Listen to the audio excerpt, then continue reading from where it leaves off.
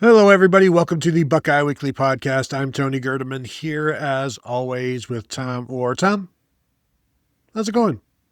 Tony, it is Michigan Monday, and our annual tradition, the Michigan Monday of the game where Michigan's head coach is suspended for some kind of NCAA malfeasance or another. And Tony, with the way Michigan won on Saturday, people are asking, should Biff Poggi just be the permanent Michigan head coach? You're hearing it more and more these days. All-time quarterback during suspension, Biff Poggi. Yes, he is. Sharon Moore is out for 2 weeks, as everybody knows, and now Biff Poggi comes in, and you see Michigan go in and win 63-3, and Bryce Underwood, quarterback, is running all over the place. He's throwing all over the place, and people are thinking, is this all it took? Is for Sharon Moore to get sidelined so that if the cat is away, the mice will play, and let Bryce Underwood cook? But no, Sharon Moore was still involved in the game plan, and this was the plan all along. But it's a little interesting, I'll admit that. But with Bryce Underwood, this is the first time that we really got to see him be part of the running game. Didn't really do that much against Oklahoma. And he ran about 9 times for 114 yards, one carry of a loss of 3. Other than that, he's basically 8 for 117. And Tom, as you're watching this, are you thinking this is going to be part of the offense moving forward? Or are you watching this saying, this is just what Michigan is doing against a very bad Central Michigan team because they can?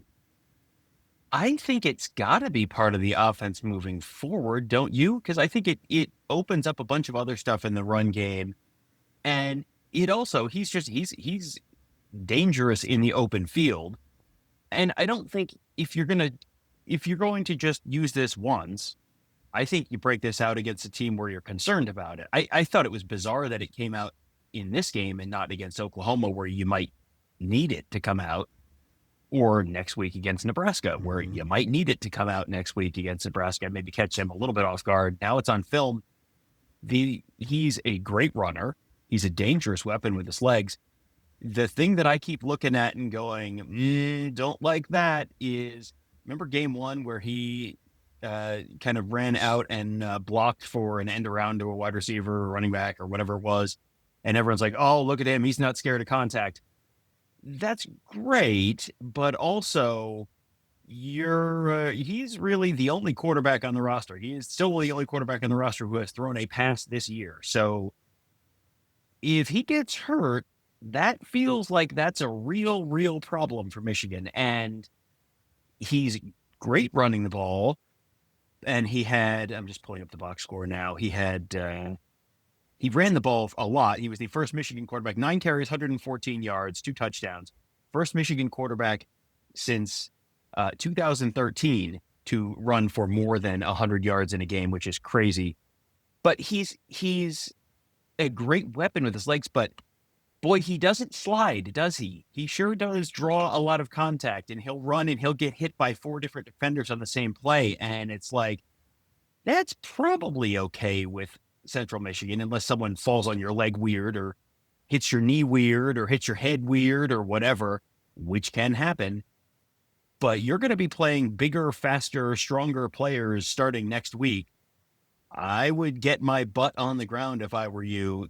Get your 6 yards and slide rather than getting your 8 yards and getting hit by 4 guys, especially when the score's 35-3.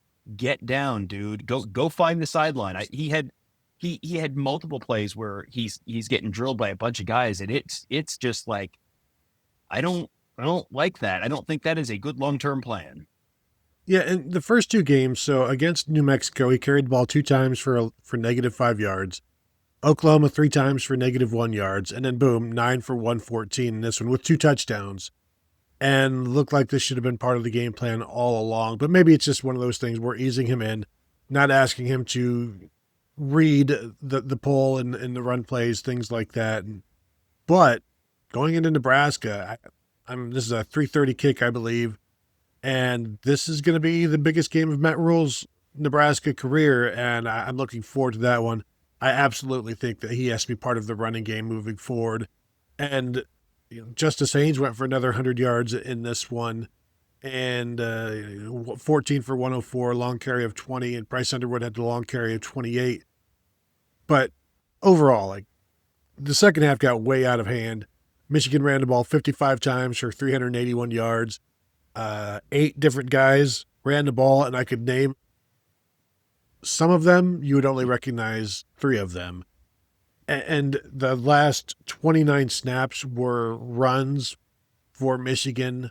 Once they pulled Bryce Underwood out and they brought in Jaden Davis like halfway through the third, and then Jake Garcia as that third quarterback. I may have even missed one as I was fast forwarding through the second half, but 29 consecutive runs to end the game, including 3 kneel downs, which was a turnover on downs to give the ball back to Central Michigan.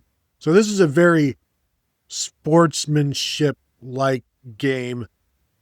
I don't know if it's because of NCAA violations or investigations going on and you don't want to upset Central Michigan too much and they might say something, but this was a kind of as friendly a 63-3 beatdown as you'll ever see when you're kneeling at the end of the game.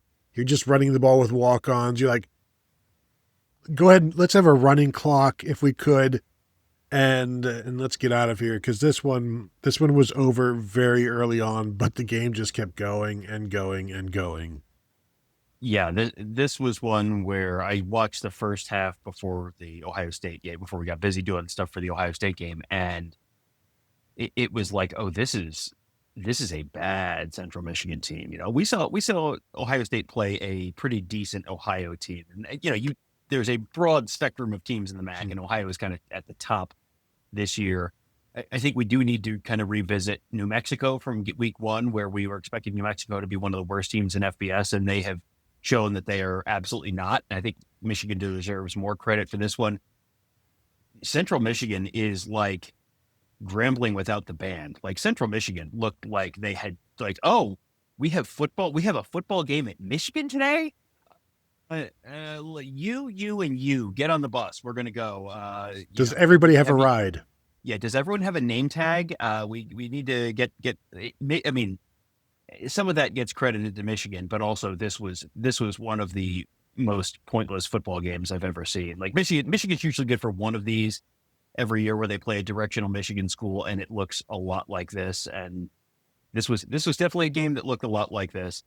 Michigan had no problem moving the ball at any point, really. Michigan, except when Bryce Underwood. I guess let's talk a little bit about Bryce Underwood throwing the ball, because he has shown he's a little bit of a Rorschach test, I think, where if you want to say, yeah, he can run the ball and do incredible things, absolutely, and he can throw the ball downfield, absolutely. If the guy's wide open, he can hit the guy who is wide open. He had, I think, the best downfield throw that was kind of a contested throw was to Hogan Hansen, the tight end, down the sideline. He put a ball up high for him to go get. And then if you want to look at it from the other side, he has the screw it, I'm going deep.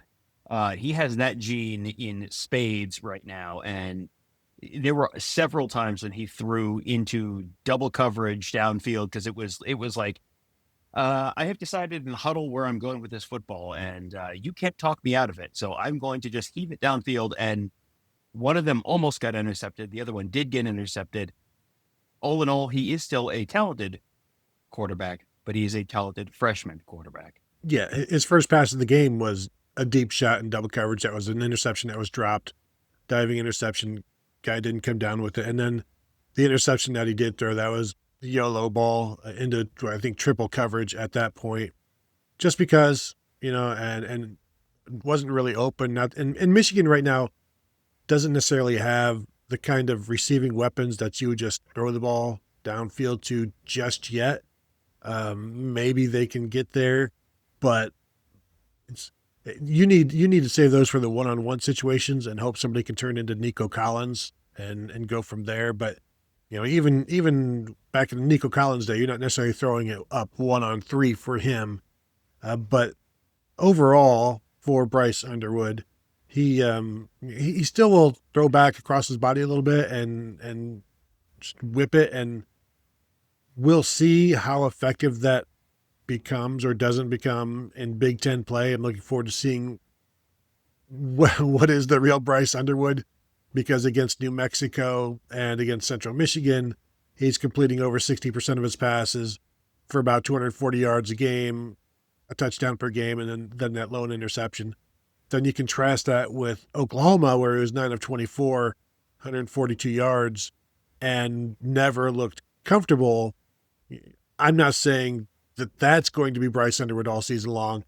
I don't think what we saw yesterday is Bryce Underwood all season long, but they need to progress him to where he's more this than the Oklahoma Bryce Underwood for sure.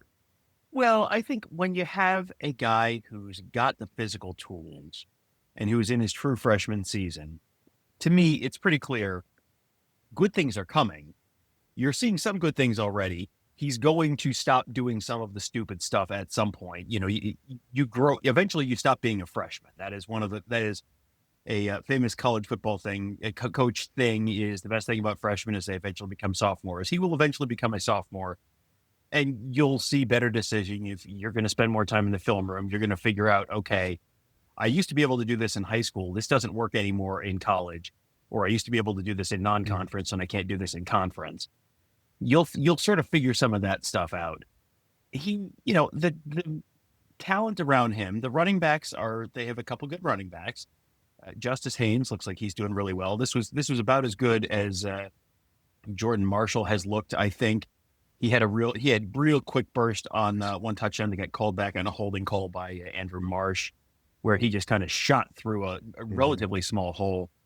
And, I think there's a lot to like there, but it's going to be a process. And we have said this over and over again. A freshman quarterback is going to lose you a game at some point. Like he's going to lose Michigan a game at some point this year. He's going to be very good down the line, but it is going to be a process. As far as the wide receivers, the incredible pattern of like 3 passes to Samaj Morgan in the first 10 minutes of the game, and then almost nothing after that continued once again. He had 3 catches, including a touchdown in the first half of the first quarter, and then had 1 pass that he probably would have taken for a touchdown that he just straight out dropped. And then he had 1 other catch for like 8 yards, and that was it. So I guess you only need to cover Samaj Morgan for the first about 10 minutes of the game, and then you could just take the rest of the day off. Donovan McCulley, you keep seeing like, well, there's something in there, but it's not quite there yet. And maybe that's a timing thing. Maybe that's he is what he is. Hogan Hansen, tight end, really solid day, 3 catches, 43 yards, had 4 targets. Andrew Marsh, he's another guy where you can tell he's another like, man, there's definitely some talent there, but oh man, he is one of the most freshmen there has ever been. He had 1 catch for 30 yards. He had an end around for 23 yards and a touchdown on the ground. But he also had a holding penalty that wiped out the Jordan Marshall touchdown. And he also had a personal foul for a late hit at one point. I think that was in the second half. And yeah, he's real talented. But, between the holding call and the personal foul and the dyed hair, I think you probably have some decision-making stuff you got to work through there to a certain degree. But as a freshman, you have to earn your spot on the field. And that doesn't just mean by catching the football real well. It means the coaches have to be able to trust you. And you get the sense that that's probably still a little bit of a process for Andrew Marsh to a certain degree. I believe he had a fumbled kickoff this season as well earlier, but yeah, that holding call, it was after the play, like it was unnecessary. It was definitely a hold. It wasn't necessary because his guy was not going to make that tackle. I don't believe if he just stays in the way, he would have been fine. But he grabbed. But you can definitely see he's got some playmaking to him. Just needs to become more consistent and become more veteran, as Ryan Day would say. Samaj Morgan had a couple of downfield completions, maybe the first time in his career that he had a 20-yarder on the sideline on a deep out, and then, of course, ran a corner route uncovered for a 30-yard touchdown or whatever, where, hey, don't let that guy just free. Generally, if you just have somebody on him, that's usually enough to contain him and stop him, but you've got to have somebody on him, and they didn't. And so, this is definitely a better group of receivers than they had last year, so that's going to help Bryce Underwood. And Hogan Hansen, Marlon Klein as the tight ends, I think that's good. The offensive line was, pretty good this week. But again, Central Michigan. It's just like last week we kept saying Grambling State. There's only so many conclusions to be made, but Michigan did what they needed to do. I will say, I think they showed a graphic on the during the game. Central Michigan was 10th in third down defense in the MAC. So that is also something that Michigan was dealing with. And as I look real quick, Michigan was 8 of 11 on third downs, and Central Michigan came into this one allowing 56% conversions on third downs, which is pretty bad. But anything else from the Michigan offense that you wanted to touch on? I thought they did a really good job in the 2-minute drill at the end of the half. 1:45 left on the clock, and I think 1 or 2 timeouts, and it all ran very smoothly, and they marched it down and scored a touchdown, and even ran the ball a little bit. And so I thought that was good. One of the best shovel passes I've ever seen in that drive as well, where I hate the shovel pass. I hate it. It rarely works, but Bryce Underwood this time, he allowed the defender to come into him, and then he just flicked it to I think it was Justice Haynes, and he went for some nice yards. And so kudos there on that drive as well. Yeah, I had that written down as well, where it's 2-minute drill. They know you're going to be throwing the ball a certain amount, and you're able to still make those throws, complete those passes, get the ball down, manage the clock. They got down. I think they still had a timeout left, and they scored the win. They go the touchdown with 9 seconds left in the half or something like that. So it was a very just boom, boom, boom, boom, boom, methodical, made the throws, made the right decisions, stayed cool, stayed calm, managed the clock. Like it was a very, very impressive drive for sure. And from him. And then as far as everything else, yeah, I think we've covered the offense. So now we get to talk about Jaishawn Barham. He was on the edge at times in this one, and I think a couple of sacks and was 6 or 7 tackles, and was a physical marvel, as head coach Biff Poggi said afterwards. They tested his DNA, and he's a superhero. They did some swabs, and he had 2 tackles for loss. Of course, both were sacks, 6 tackles. There was one where running back from Ohio, Mr. Football in Ohio, if I am correct, Trey Cornist, kind of ran by Jaishawn Barham in the hole, and then he just grabbed him. He's like, "Get back here," and just pulled him down. And Trey Cornist is probably, I think he's like a 225-pound back. He looked like a 2-pound back because Barham just grabbed him and sat him down, like, "Sit down. You're in timeout." Yeah, Mr. Football, no, he looked like Mr. Kettlebell on that one. Just grab him and just swing him over here, and now you're done. Yeah, at the first snap of the game, he got in there, had a sack, had that one-hand tackle, and then I think 1 or 2 plays later had another sack right after that play. He is such a difference maker for Michigan on the edge. And, they use him, I think he's technically listed as a linebacker, but they use him kind of similarly to how Ohio State uses Arvell Reese, where they'll line him up off the edge and rush him there. And you could see some similarities there.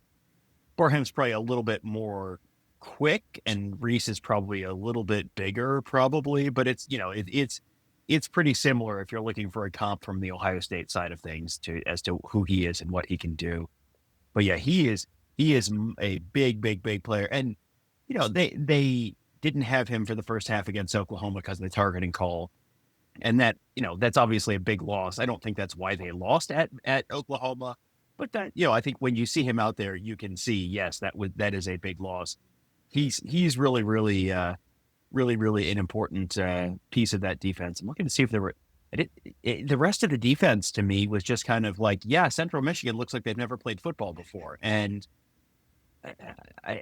you have to credit Michigan for that, but it was just kind of the offensive line was just never, ever got even a little bit of push. It looked, Central Michigan running the ball against Michigan looked like Ohio trying to run the ball against Ohio State. There was just never anything there. And you'd every once in a while, the quarterback would make look, he picked up, 8 yards in the first down. It was like, oh, good for you. Look at that. You did it. And then you'd go right back to 3 guys, meeting at the quarterback on the next snap. Well, and fellow linebacker Ernest Hausman, I'm not sure. He only had 1 tackle. Jimmy Rolder, their other linebacker, had 6.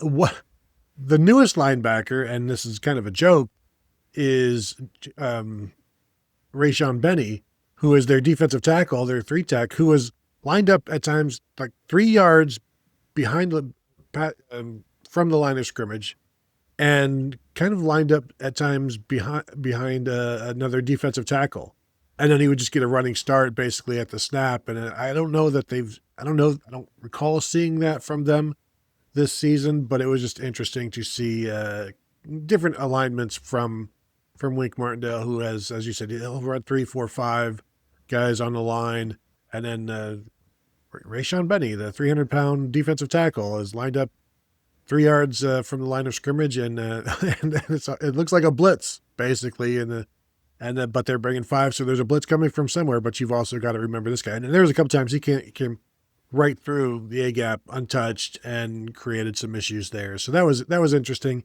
I will say it happens every game. Jair Hill gets beat. Their cornerback will get beat deep. Was not a completion. Brandyn Hillman, the safety, was able to get over there, and plus the throw was late and high. But when you watch the secondary, and I'm not going to harp on it too much, but when you get those opportunities, you've got to take advantage of them. And that's going to be huge for Dylan Raiola and the Huskers this week, because there will be times when you will beat somebody, but you better take advantage of it.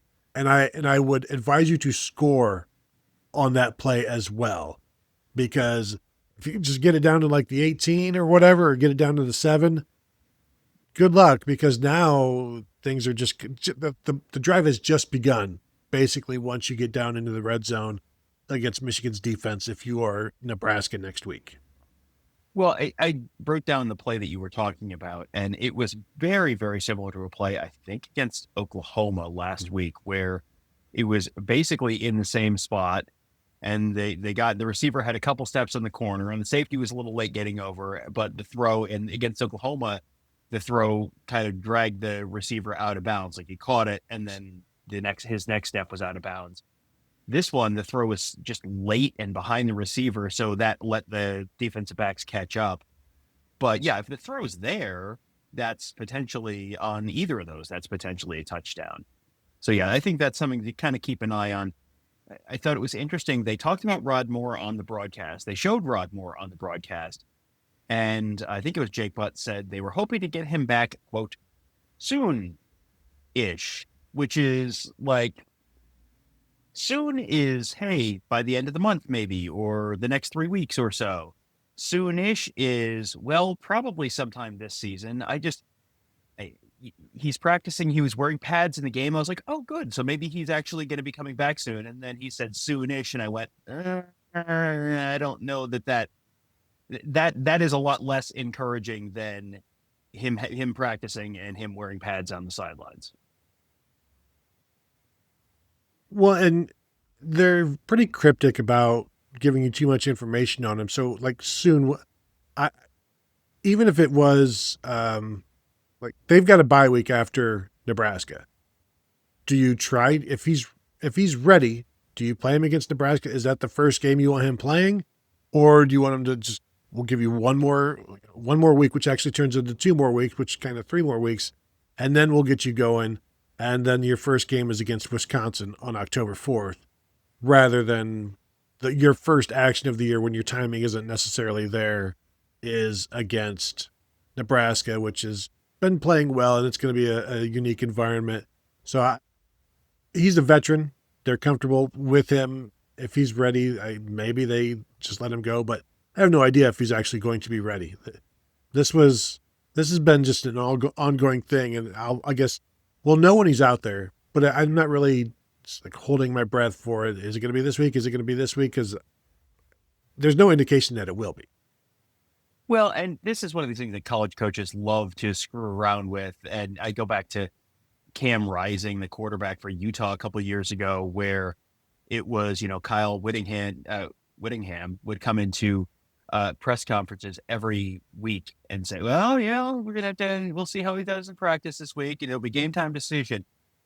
And you went to the whole season like that. And at the end of the season, it was like, oh, no, that was a season-ending injury. And it was like, well, then why did you put the kid in the position of having to answer he's on campus and people are going, why aren't you playing? Are you not tough? Do Mm-hmm. you not love football? Like, what's wrong with you? And it's like, well, no, the coach is just full of crap and just misleading people.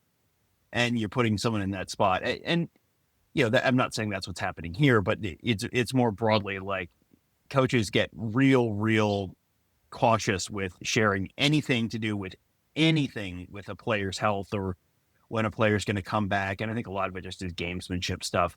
To me, if he's plausibly ready for this week, and we have no idea, if he's plausibly ready for this week, I think the smart move is just don't rush him.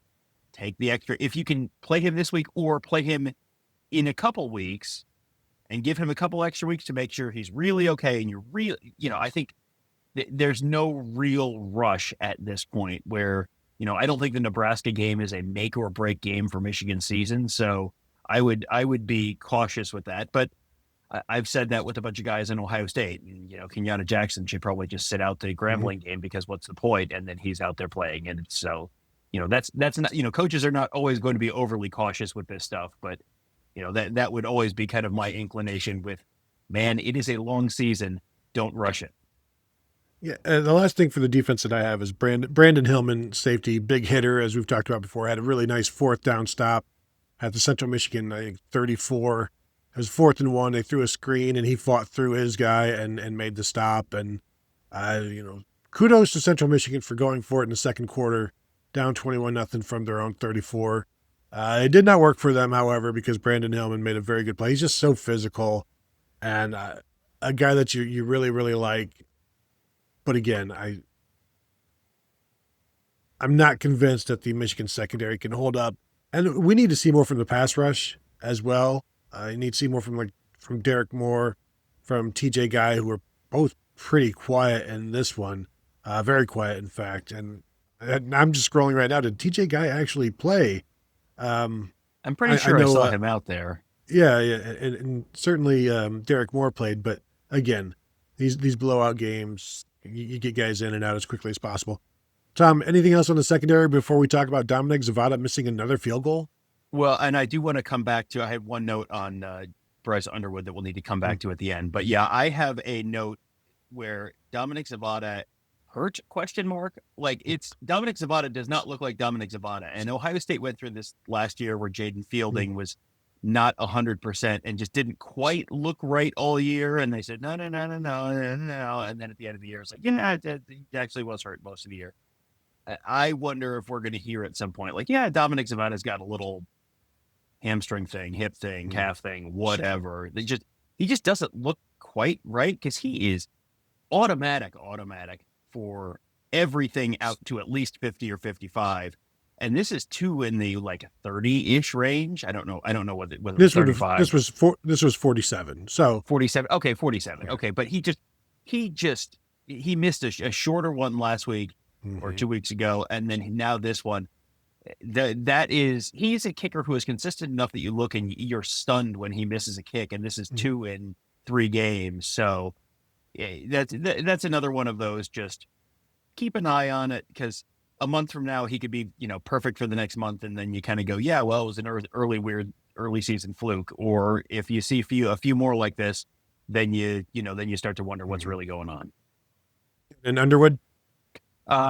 Jake Butt at one point talked about Bryce Underwood's the fact that he had issues. Really the only time he's had issues was when there were safety rotations. And I thought, hey, I just did some shows with Ross Fulton on how Matt Patricia has used safety rotations this year to confuse and disguise coverages and confuse opposing quarterbacks. And monitor this space. It was just a real direct call out from Jake Butt about that specific issue. And Ross and I had just talked about that on one of our scheme breakdowns on Buckeyes Tomorrow Morning over the last week or two. So just kind of, and as a true freshman quarterback, yeah, that's the kind of area where you may struggle. And that's the kind of thing where you simply have not had enough time in a college film room to have seen all of this stuff and in all the different permutations of these things. So it would be a very natural thing for you to struggle with. But I did think that was an interesting point by Jake Butt. It's something he's going to have to pick up quickly over these next 8 games before that Ohio State game. And I'm sure he will certainly grow throughout the weeks, but I'm I'm fascinated to see how this week goes at Nebraska. It's going to be a fun one. So that will do it. If you want to hit the thumbs up, if you're watching on YouTube, we'd appreciate it. 5-star rating and review, always welcome on your podcast platform of choice. And if you have not yet signed up at Buckeye Huddle, what are you waiting for? Come say hello to us there on the Buckeye Huddle message board presented by Jeff Ruby's Columbus. We'd love to see you there. Thank you all for tuning in, and we'll talk to you all later.